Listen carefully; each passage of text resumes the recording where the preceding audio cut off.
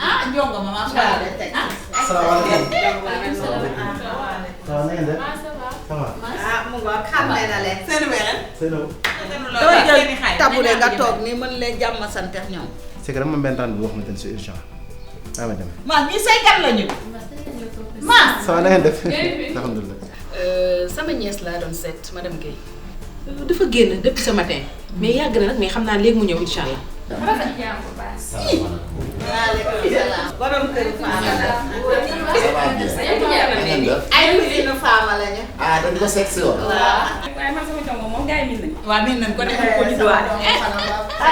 may yéen ci. ko xam fi mu toll ci man. ah man dama laa ndur nag. ah loolu daa yàgg. waaw. def xaaral def ni comme ça. yaay seen ennemi direct la de.